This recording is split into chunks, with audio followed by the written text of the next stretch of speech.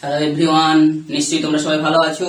তো আজকে আমরা নবম শ্রেণীর যে বিষয়টা আলোচনা করছিলাম, যে দ্রবণ নামক চ্যাপ্টারটা আমরা পড়াবো। তো সেক্ষেত্রে যে মূল বিষয়বস্তুটাকে আমরা বিভিন্ন ক্লাসে কোনগুলো আলোচনা করব, যেটা আগের ক্লাসে আমরা বলেছিলাম, তো সেটাতে কিছুটা একটু পরিবর্তন করতে চাইছি আমরা। এবং যে ক্ষেত্রে মূল যে তিনটি বিষয় আমাদের এখানে জানতে হবে, যে এটা প্রকৃতপক্ষে একটা আমরা বলেছিলাম যে মিশ্রণ অধ্যায়ের অংশ নাম হতে পারত, যে মিশ্রণটা বিভিন্ন প্রকারে মিশিয়ে আমরা যখন মিশ্রণ তৈরি করি, তার একটা পার্ট বৈশিষ্ট্য এমন হয়ে থাকে যেটাকে আমরা দ্রবণ নাম দিয়ে উল্লেখ করেছি। আরেকটা বিশেষ প্রকারের মিশ্রণ হতে পারে যেখানে কলয়েড বললে উল্লেখ করেছি। আরেক প্রকার বিশেষ প্রকারের মিশ্রণ হতে পারে যেখানে প্রলম্বন আমরা বলতে পারি।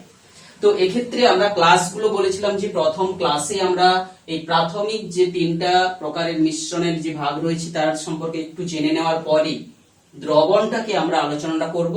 যে এবং দ্রবণ প্রথম ক্লাসে এবং দ্বিতীয় ক্লাস মিলেই আমরা চাইছি যে দ্রবণটাকে আলোচনাটা করতে, যে অর্থাৎ প্রথম ক্লাসে আমরা দ্রবণের যতটা সম্ভব আলোচনা করা যায় সেটা করলাম, দ্বিতীয় ক্লাসে বাকি পার্টগুলোকে আমরা আলোচনা করলাম।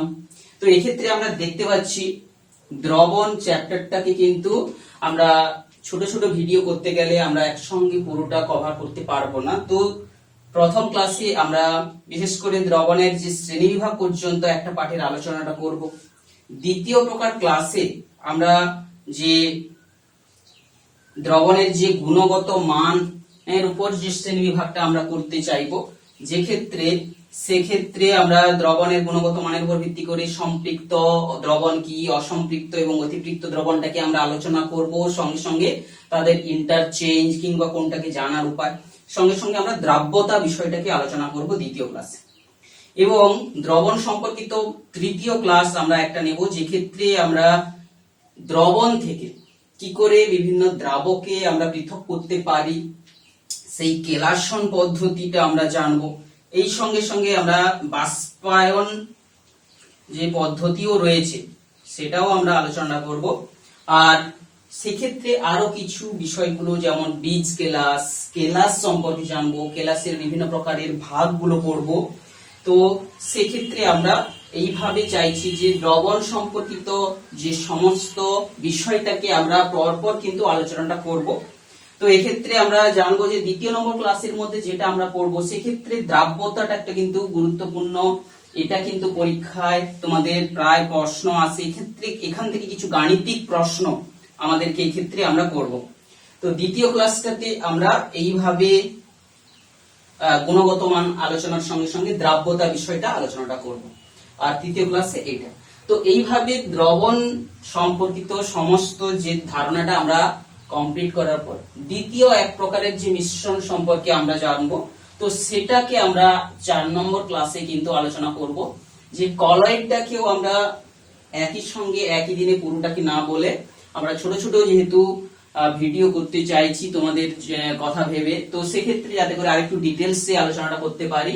তো সেক্ষেত্রে কলয়েডের প্রথম পাঠে আমরা যে কলয়েড বিভিন্ন প্রকার কলয়েড তৈরি, শ্রেণীবিভাগ, নামকরণ, প্রকারভেদ, এগুলো সব শিখবো, আলোচনাটা করব। এবং পঞ্চম ক্লাসে কিন্তু আমরা যে কলয়েড সৃষ্টি করব, কয়েকটা বিশেষ প্রকারের কলয়েডের তৈরি করতে পারি, এবং কলয়েডকে যে পৃথকীকরণ একটা বিষয় রয়েছে সেইটাও আমরা 5 নম্বর ক্লাসের মধ্যে আমরা রাখতে চাইবো। যে যদিও ঝিল্লি বিশ্লেষণটা যেটা আমরা বলেছি কলয়েডকে পৃথকীকরণের একটা প্রসেস রয়েছে, তো সেক্ষেত্রে আমরা এটা ক্লাস 11 এর বিষয়, তাও আমরা কিছুটা এখানে উল্লেখ করে যাব যে কতগুলো বিশেষ প্রকার কলয়েড সম্পর্কে পড়বো, সেই সঙ্গে সঙ্গে যে কলয়েডের কিছু যে প্রক্রিয়া, সৃষ্টি প্রক্রিয়া এবং সঙ্গে সঙ্গে কলয়েডকে পৃথককরণ, এই তিনটা বিষয় আমরা এই ক্ষেত্রে আলোচনাটা করব।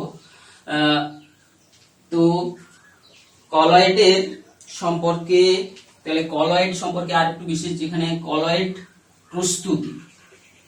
প্রস্তুতি আমরা একটা পড়ব, এবং সঙ্গে সঙ্গে কলয়েডের পৃথককরণ একটা বিষয়টাও আমরা যে 5 নম্বর ক্লাসে কিন্তু আমরা এগুলো সব কভার করব। অর্থাৎ বিশেষ প্রকার কলয়েড গুলো পড়বো, সঙ্গে সঙ্গে যে কয়েকটা কলয়েড প্রস্তুতি পড়বো, আর কলয়েড পৃথক করাটা জানবো। এবং সর্বশেষে আমরা 6 নম্বর ক্লাসটা নেব, যে ক্ষেত্রে কোনো দ্রবণের যে শক্তি বা মাত্রা বা গাঢ়ত্ব এই বিষয়টা আমরা আলোচনা করব। যদিও 7টা বিভিন্ন পদ্ধতিতে আমরা গাঢ়ত্ব প্রকাশ করতে পারি, তো আমাদের নবম শ্রেণীর বইতে তোমরা জানবে যে ক্ষেত্রে কেবলমাত্র 3টা পদ্ধতি রয়েছে: শতকরা মাত্রা পদ্ধতি, গ্রাম পার লিটার, মোল পার লিটার, এই যে বা মোলারিটি, এটা রয়েছে। তো আজকে আমরা যে বিশেষ বিষয়টা, তার প্রথম ক্লাস আমাদের আজকে শুরু করব, যে ক্ষেত্রে আমরা বলছি যে দ্রবণ সম্পর্কিত কিছু প্রাইমারি ধারণা তার সঙ্গে আলোচনাটা করব। তো প্রথম ক্লাসের যে বিষয়বস্তুটাকে রেখে আমরা বাকি পার্টগুলোকে এক্ষেত্রে মুছে দিচ্ছি। সঙ্গে সঙ্গে আমরা যে কিছু জিনিসের প্রাথমিক ধারণাটা রেখে দিচ্ছি, যেগুলো আলোচনা করব বলে আমরা ঠিক করেছি। তো এই হচ্ছে আজকের ক্লাসের যে বিষয়বস্তুটাকে রেখে আমরা বাকি অংশটাকে একটু মুছে দিচ্ছি। তো এক্ষেত্রে আমরা যেটা প্রথম তাহলে বলছিলাম যে মিশ্রণ কাকে বলে। তাহলে আমরা বলছি 2 বা ততোধিক পদার্থ যারা পরস্পরের মধ্যে বিক্রিয়া করবে না, তাদেরকে মিশিয়ে যে পদার্থটা পাবো সেটা হবে মিশ্র পদার্থ। তো সেই মিশ্র পদার্থ আমরা যখন 2 বা ততোধিক পদার্থ মেশাচ্ছি, তো বিশেষ করে আমরা এক্ষেত্রে মিশ্র পদার্থগুলোর বাইনারি, যে অর্থাৎ দুটো পদার্থ নিয়ে আমরা মেশাচ্ছি, সেই রকম যে প্রকার মিশ্রণের কথাটাই আমরা পড়ব, অর্থাৎ বাইনারি মিশ্রণ।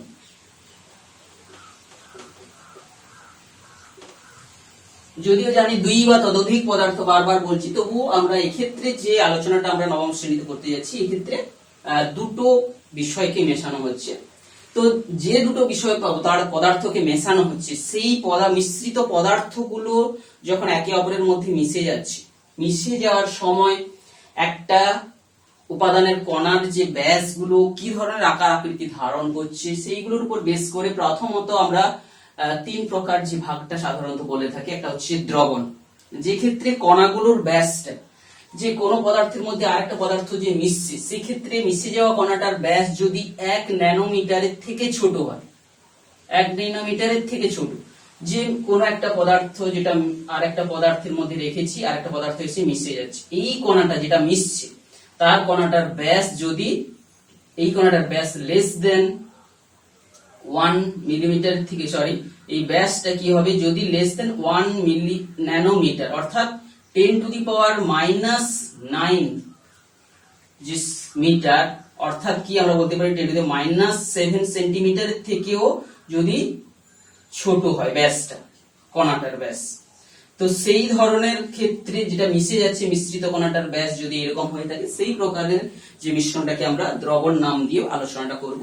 দ্বিতীয় প্রকার, যখন কোনো পদার্থকে আরেক পদার্থের মধ্যে মেশাচ্ছি, সেক্ষেত্রে কণাটার ব্যাস, যে কণাটাকে মেশাচ্ছি তার মধ্যে যেটা এসে মিশছে, এই কণাটার ব্যাস যদি, এই যে বলেছি 1 ন্যানোমিটার থেকে 100 ন্যানোমিটার, তাহলে 1 ন্যানোমিটার কথাটার অর্থ কি, যে 10 টু দি পাওয়ার -9 মিটার থেকে শুরু করে 10 টু দি পাওয়ার ন্যানোমিটার, মানে 9 সঙ্গে -7 মিটার। তাহলে এখানে মিটারটাকে যদি সেন্টিমিটার তোমরা কনভার্ট করো, 10 টু দি পাওয়ার -7 সেন্টিমিটার থেকে 10 টু দি পাওয়ার -5 সেন্টিমিটার, এই যে কণাটার ব্যাস, এই কণাটার ব্যাস যদি লেস দেন এই রেঞ্জে পড়ে থাকে, এই রেঞ্জের মধ্যে সাধারণত থাকে, অর্থাৎ 1 ন্যানোমিটারের থেকে বড়, আবার 100 ন্যানোমিটারের থেকে ছোট, এই রেঞ্জের মধ্যে যদি ব্যাসটা থেকে থাকে, অর্থাৎ এই রেঞ্জটা, কণার ব্যাসটাকে আমি যদি মাঝে লিখে এইভাবে প্রকাশ করি, তো এইটা যেটা পাচ্ছি, সেই ক্ষেত্রে যে প্রকার মিশ্রণটা সৃষ্টি হয়ে থাকে, সেক্ষেত্রে আমরা কলয়েড করব। তো বাকি কলয়েড সম্পর্কে আরো ডিটেলস ধারণাগুলো আমরা যখন সেই ক্লাস ভাগ করে আলোচনা করব বলেছি, সেক্ষেত্রে জানবো। প্রথমত আমরা শুধু কণাগুলোর ব্যাসটা সম্পর্কে একটু জেনে নিচ্ছি। প্রলম্বন, যখন কোনো একটা পদার্থকে আরেকটা পদার্থে মেশানো হচ্ছে, সেই কণাটা যাকে মেশাচ্ছি তার ব্যাসটা যদি 100 ন্যানোমিটারের থেকেও বেশি হয়, এর যে ব্যাসটা গ্রেটার দেন যদি 100 ন্যানোমিটারের থেকে বেশি, বুঝতেই পারছো যে 10 টু দি পাওয়ার -5 সেন্টিমিটারের থেকেও যদি এর ব্যাসটা, কণার ব্যাসকে ডি বলি, ডিটা যদি এটা হয়ে থাকে, তো সেই প্রকার যে মিশ্রণ তৈরি হলো সেটাকে আমরা বলবো প্রলম্বন। তো এখন এই যে কণাটা যখন বড় হচ্ছে, তখন দেখতে পাচ্ছ নিশ্চয়ই এর উপরে যে মানে পৃথিবীর যে টানের একটা প্রভাব কিন্তু আস্তে আস্তে পড়বে। যত বেশি ভারী পদার্থ হবে সে নিচে থিতিয়ে পড়ার সম্ভাবনা বেশি। তো বিশেষ করে আমরা যখন কলয়েড পড়বো, কলয়েডেরও একটা বিশেষ বৈশিষ্ট্য আমরা দেখবো। যখন শুধু বৈশিষ্ট্যগুলোকে একবারে জেনে নিচ্ছি, যখন এইরকম ছোট কণা হিসাবে কোনো পদার্থ অন্য কোনো পদার্থের মধ্যে মিশে যাবে, তখনই কিন্তু এই সমসত্ব ভাবে মিশে যায়।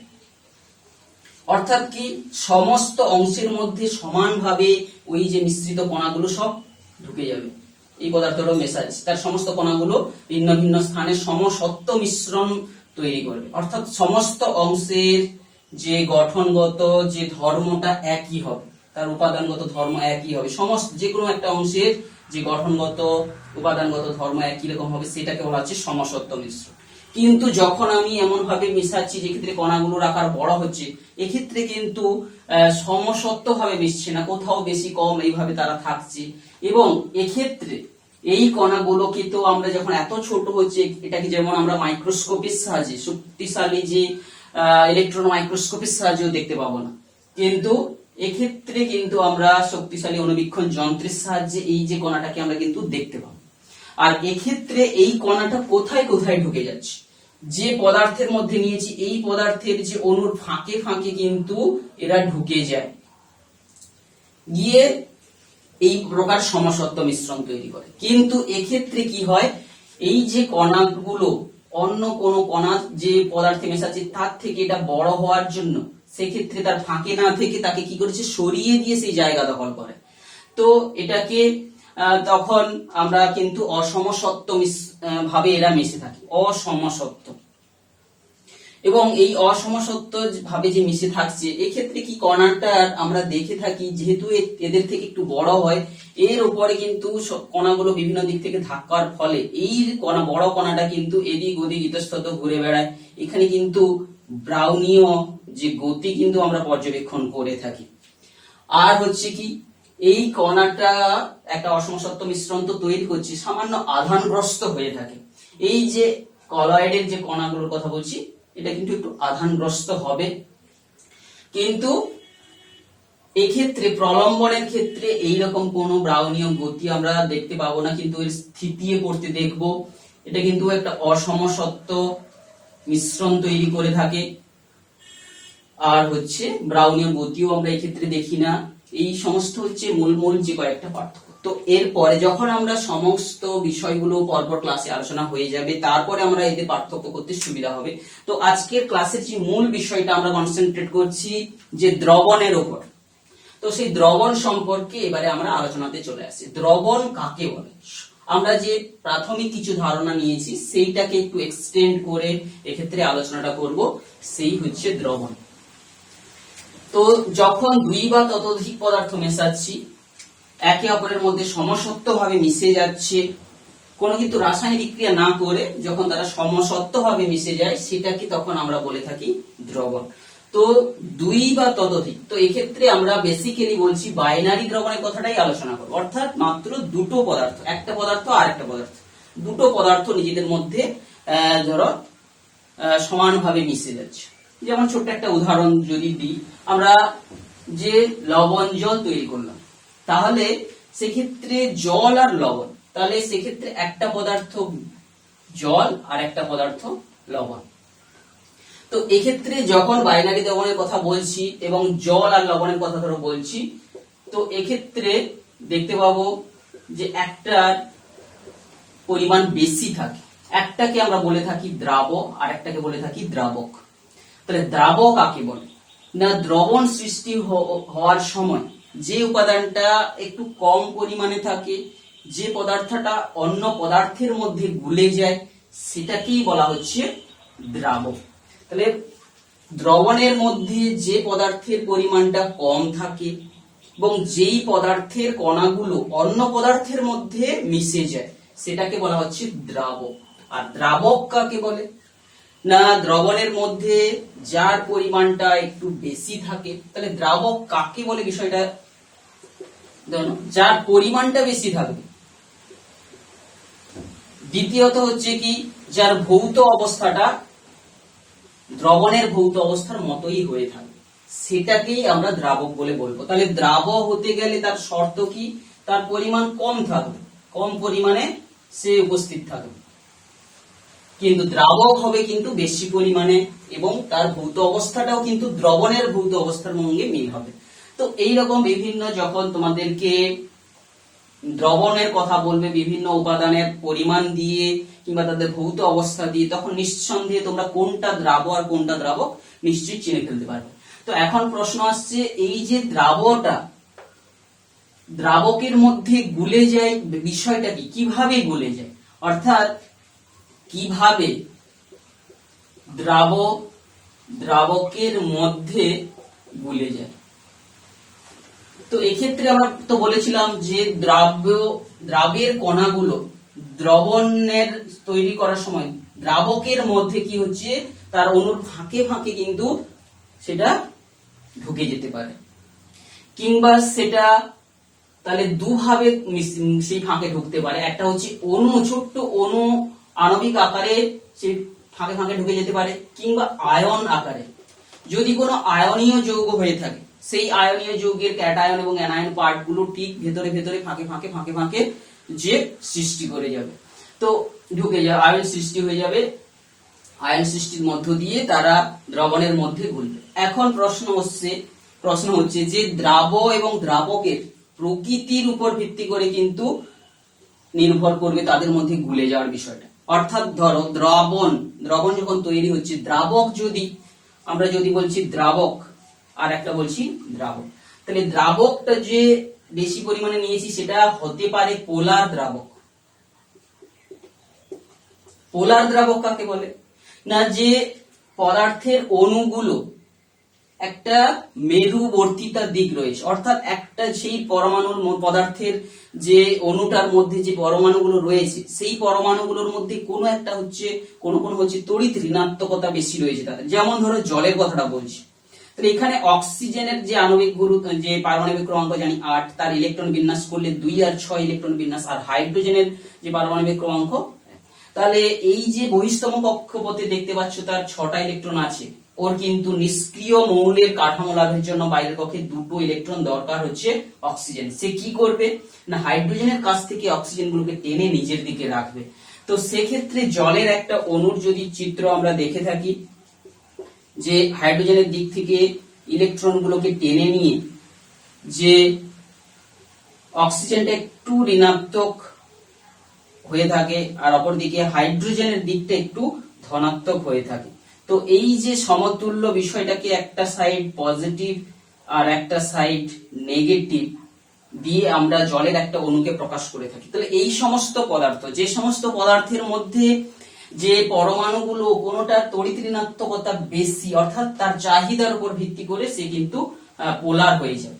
তো এইরকম যে দ্রাবকগুলো যদি পোলার হয়ে থাকে, তার মধ্যে কিন্তু যে তড়িৎযোজী যৌগগুলো যদি দ্রবীভূত হতে পারে, তড়িৎযোজী যে দ্রাবকগুলোই তখন দ্রবীভূত হয়।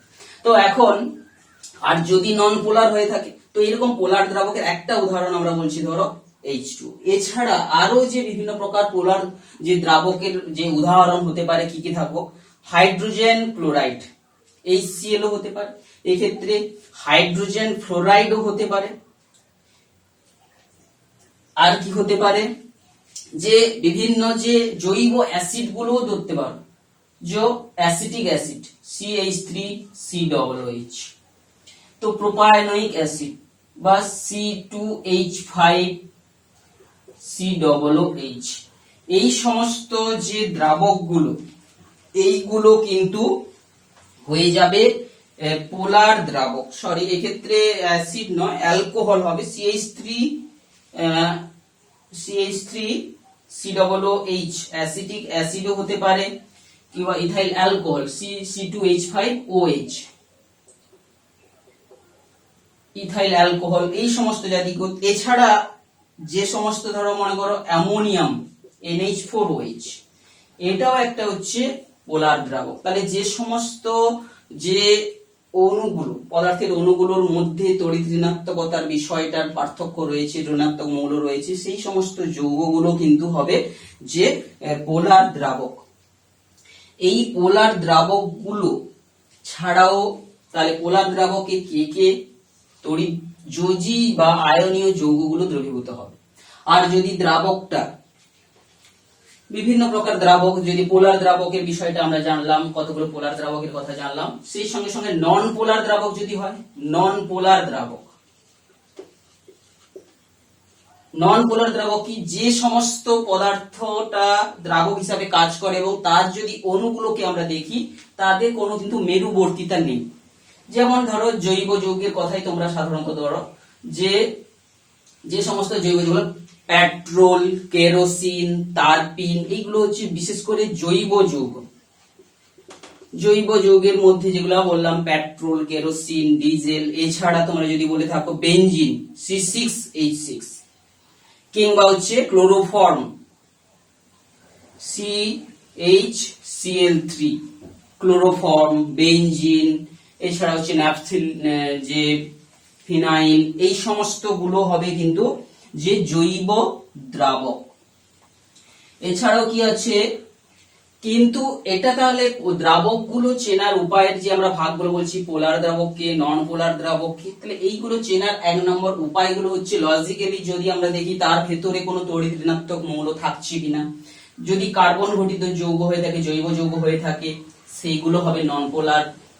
সঙ্গে সঙ্গে আরো একটা বিশেষ বৈশিষ্ট্য আমরা লক্ষ্য করে তাদের পার্থক্যটা করতে পারবো, যে তারা দাহ্য না অদাহ্য। বিশেষ করে যে জৈব দ্রাবক বা নন পোলার দ্রাবকগুলো, এরা কিন্তু হয়ে যায় ফ্লেমেবল বা হচ্ছে দাহ্য পদার্থের মতো এরা আচরণ করে। তো এদেরকে নিয়ে কাজ করার সময় সতর্কতার সঙ্গে কাজ করতে হয়।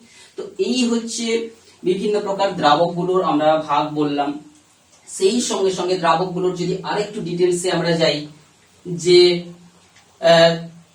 উদ্বায়ী দ্রাবক, বিশেষ করে এই যে জৈব দ্রাবকগুলোর কথা বললাম, যেখানে কার্বন টেট্রাক্লোরাইডও থাকছে, ক্লোরোফর্মও থাকছে, কিংবা কার্বন ডাই সালফাইডও থাকছে, এই সমস্ত পদার্থ বা আরো যেগুলোর কথা বলছি, এরা সাধারণত কি হয়ে থাকে, যে উদ্বায়ী যৌগ।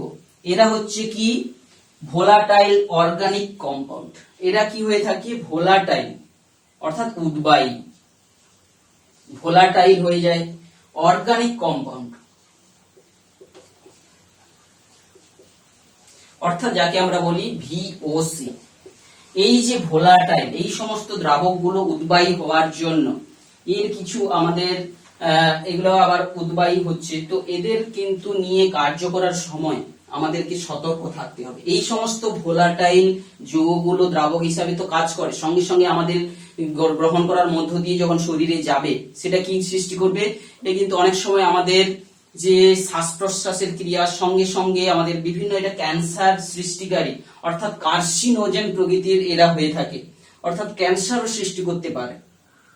তো সেই জন্য কিছু কিছু যে জৈব দ্রাবকের পরিবর্তন আমরা করতে চাইছি, অর্থাৎ বিশেষ করে এই সমস্ত দ্রাবকগুলোর পরিবর্তন আমরা খুঁজতে চাইছি।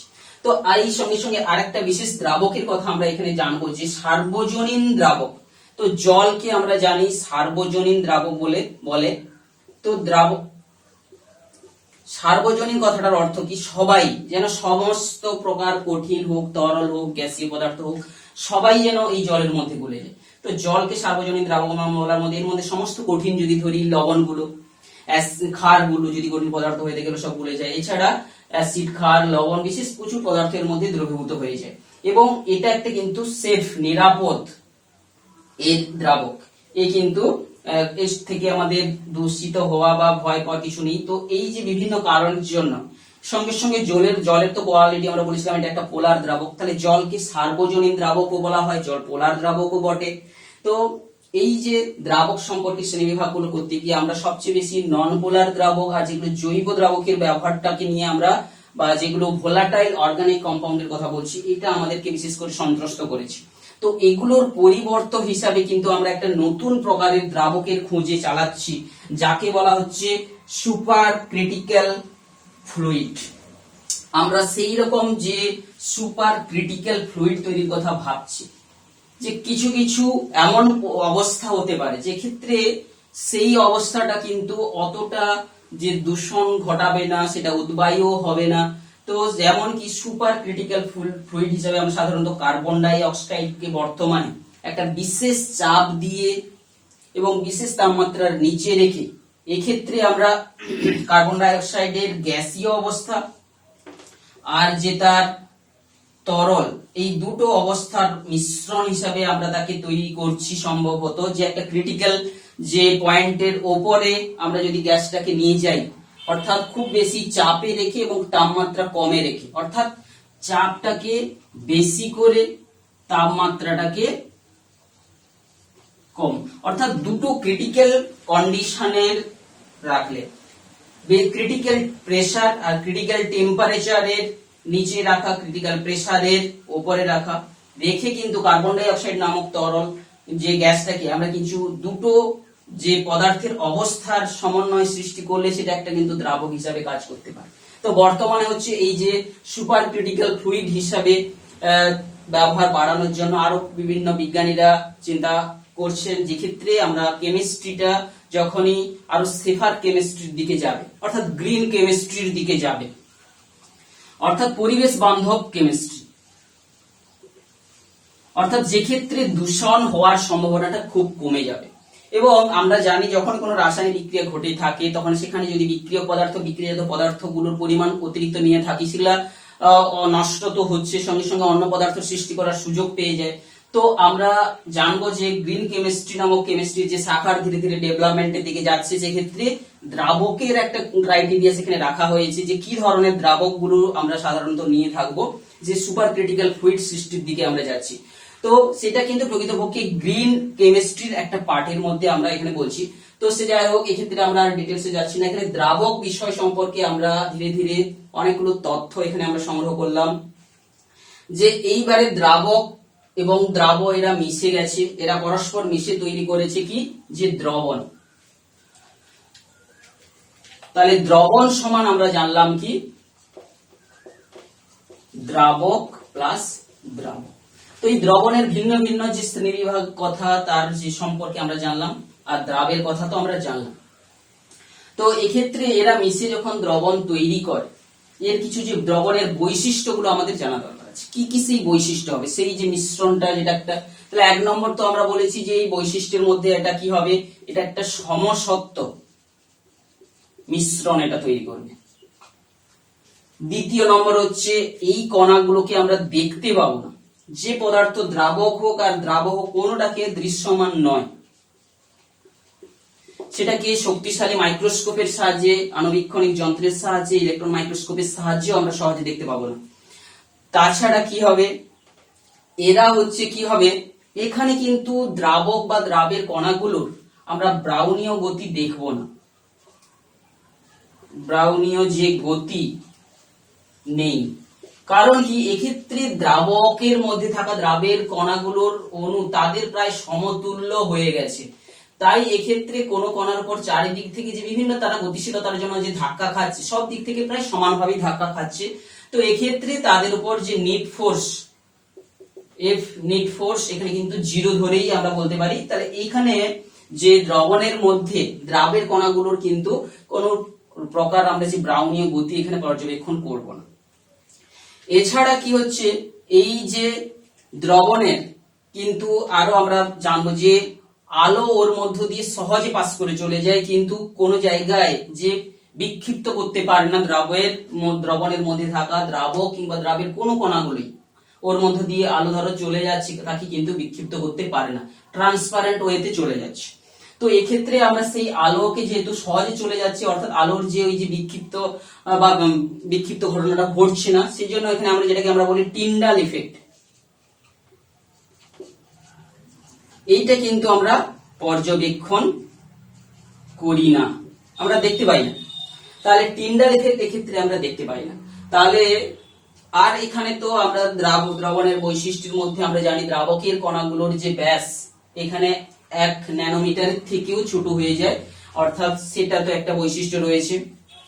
তো এই হচ্ছে যে দ্রবণের যে বৈশিষ্ট্যগুলো তৈরি হয়ে গেল। এখন আমরা দ্রবণের শ্রেণী বিভাগে চলে যাচ্ছি। দ্রবণ তো তৈরি করলাম, এবার বিভিন্ন প্রকার আমরা দ্রবণ কিন্তু তৈরি করতে পারবো।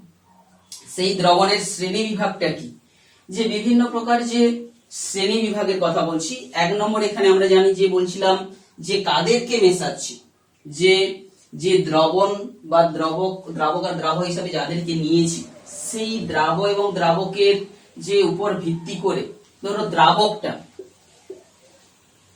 দ্রাবকটা আর দ্রাবক, তাহলে যেটা দ্রবণ সৃষ্টি করেছে দুজনে মিলে। এখন এই শ্রেণীবিভাগটা আমরা 9 প্রকারের আমরা শ্রেণীবিভাগ করতে পারি। তো এই যে উপাদানটা যদি কঠিন হয়ে থাকে দ্রাবকটা, তাহলে দ্রাবকটা যদি কঠিন হচ্ছে, আর তার সঙ্গে সঙ্গে দ্রাবকটা কিন্তু কঠিনও হতে পারে, তরলও হতে পারে, আর গ্যাসও হতে পারে। তো এই প্রকারের যে দ্রবণ তৈরি হচ্ছে, এখানে আমরা তাকে বলছি কঠিন দ্রবণ। কঠিন দ্রবণ বলে থাকেন যে দ্রাবকের যে কে দ্রাবক হিসাবে আছে তার উপর বৈশিষ্ট্য ভিত্তি করে আমরা কঠিন দ্রবণের 3 প্রকার ভাগ দেখতে পারি। তো সেরকম কঠিন দ্রবণ, দ্বিতীয়ত আমরা যদি দ্রাবকটা যদি তরল হয়ে থাকে এবং দ্রাবকটা তরলই থাকছে, আর দ্রাবকটা সে কঠিন হতে পারে, তরল হতে পারে, আর গ্যাসও হতে পারে। তো এক্ষেত্রে এই যে দ্রবণটাকে আমরা বলবো তরল দ্রবণ। অর্থাৎ দ্রাবকের যে ভৌত অবস্থার উপর ভিত্তি করে আমরা কিন্তু এই দ্রবণটাকে প্রধানত 3 ভাগে, সেই 3 ভাগের আবার 3টা করে প্রধানত 9 প্রকার দ্রবণ আমরা পেয়ে যাব। আর এক প্রকার হতে পারে কি গ্যাসীয় দ্রবণ। গ্যাসীয় দ্রবণটা কি, যে ক্ষেত্রে এই দ্রাবকটা ধরো গ্যাস থাকছে, আর অর্থাৎ গ্যাস হিসাবে থাকছে, তার সঙ্গে দ্রাবক হিসাবে কঠিন থাকতে পারে, তরল থাকতে পারে, আর গ্যাস থাকতে পারে। তো এই মোট হচ্ছে 9 প্রকারের যে দ্রবণ এক্ষেত্রে আমরা পেতে দেখব। তো প্রত্যেক প্রকারের যদি আমরা উদাহরণগুলো একটু ভালো করে দেখি, নিশ্চয়ই তোমরা যখন নতুন কোনো যে এক্সাম্পল পড়বে, নিশ্চয়ই সেখান থেকে তোমরা কোনটা দ্রাবক যেমন নির্বাচন করতে পারে, এবং সেটা কোন দ্রবণ, কঠিন দ্রবণ, তরল দ্রবণ না গ্যাসীয় দ্রবণ, সেটা নিশ্চয়ই তোমরা সেটা বলতে সক্ষম হবে। তো বিশেষ করে যেমন ধরো কঠিনের সঙ্গে কঠিনের দ্রবণ, এটা বিশেষ করে যে সংকর ধাতুগুলো, যেন বিভিন্ন প্রকার ধাতুগুলোকে গলিয়ে তাদেরকে যখন নির্দিষ্ট অনুপাতে রেখে গলিয়ে তাদেরকে সমসত্ব মিশ্রণ তৈরি করা হয়ে থাকে, সেটা হয়ে যায় যে সংকর ধাতু। তো আবার দেখো দ্রাবক হিসাবে কঠিন থাকবে, আবার দ্রাবক হিসাবে তরল। এক্ষেত্রেও একটা সংকর ধাতুর কথা আমাদের মনে আসে, যেটা হচ্ছে পারদের অ্যামালগাম। ধরো কোথাও রূপার সঙ্গে পারদ মিশানো হচ্ছে, পারদ তো আমরা জানি তরল ধাতু, তাহলে এইটাই যে অ্যামালগাম বলে বলা হচ্ছে। সেই অ্যামালগামের মধ্যে একটা পারদ থাকবে, সে যে কোনো ধাতুর অ্যামালগাম হতে পারে। সে ধাতুর পরিমাণটা যদি বেশি থাকে সেটা হয়ে যাবে কঠিন পদার্থ হিসাবে, সেটা দ্রাবক, আর সেটা দ্রাব্যতা। তাহলে এই রকম তার যে উদাহরণগুলো আমরা পেয়ে যেতে পারি।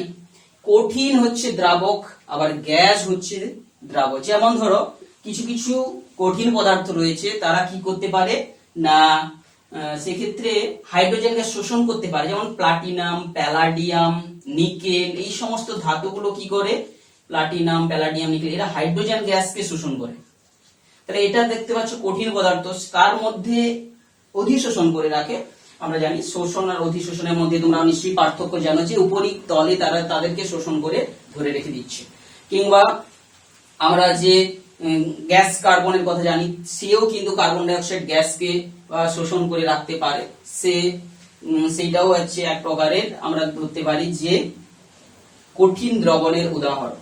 ঠিক সেই রকম আরো কয়েক প্রকারের উদাহরণগুলো প্রত্যেকটাতে আছে। যেমন তরলের মধ্যে ধরো কঠিন মিশেছে, এটা তো সাধারণ উদাহরণ তোমরা জানো। জলের মধ্যে ধরো চিনি নিয়েছো, জল, চিনি, কিংবা জলের মধ্যে লবণ। তো এই ক্ষেত্রে আমরা জানো চিনি আর যে জল, দুটো চিনি আর হচ্ছে লবণের কথা যদি বলি, দুটো কিন্তু একটা তড়িৎযোজী, একটা সমযোজী যৌগ। তো আমরা যে তড়িৎযোজী যৌগগুলো কি হয়, আয়নিত হয়ে গিয়ে যে পোলার দ্রাবকের মধ্যে বিপরীত আধানের দিকে তারা আকৃষ্ট হয়ে গিয়ে তারা থাকে।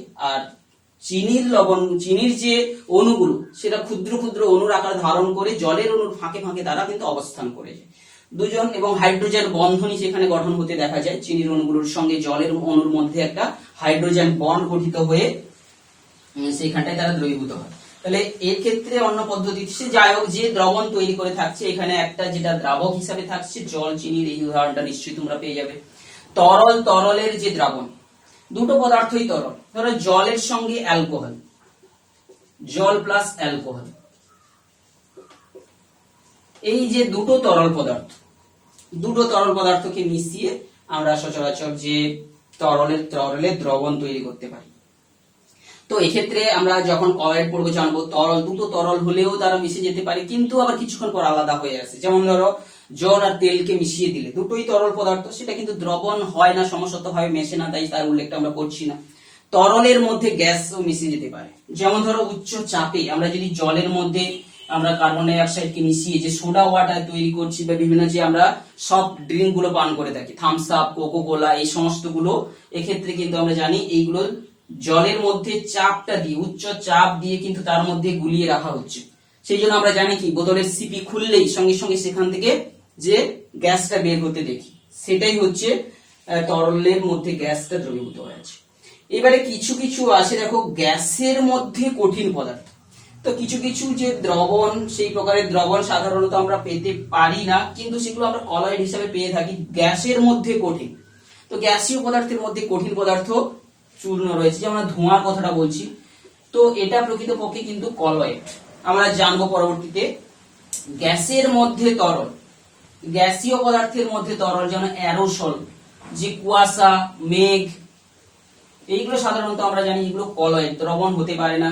ঠিক সেরকম গ্যাসের তো এটা হতে পারে, আমরা জানি বায়ু, যে ক্ষেত্রে নাইট্রোজেন, অক্সিজেন, বিভিন্ন প্রকার গ্যাসগুলো যে বিভিন্ন অনুপাতে তারা মিশে আছে, ওটা এক প্রকার সমসত্ব ভাবেই মিশে থাকতে পারে। তো বায়ু এই ক্ষেত্রেও বলতে পারি, যে কোনো দুটো গ্যাসকে মিশিয়ে দিলে সেটা কিন্তু হতে পারে গ্যাসের দ্রবণ। তো এই রকম যে ভিন্ন ভিন্ন যে দ্রবণের শ্রেণী বিভাগটা আমরা উপাদানের উপর ভিত্তি করে, দ্রাবকটা কি উপাদান, দ্রাবটা কি উপাদান, তার উপর ভিত্তি করে যে এই যে বাইনারি দ্রবণগুলোর কথা বললাম, তো নিশ্চয়ই তোমরা সেটা বুঝতে পারছো। তো এই হচ্ছে আজকের যে দ্রবণ সম্পর্কিত যে প্রথম ক্লাস।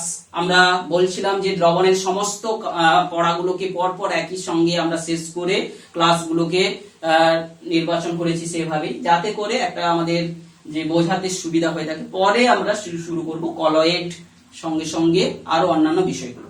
তো নিশ্চয়ই তোমরা বইটাকে ভালো করে পড়বে, উদাহরণগুলো যেগুলো উল্লেখ করছি তোমরা আরো যে বিভিন্ন জায়গা থেকে তথ্য সংগ্রহ করবে, তোমাদেরকেই কিন্তু সচেষ্ট হতে হবে শেখার জন্য, তবেই তোমরা কিন্তু নিঃসন্দেহে শিখতে পারবে।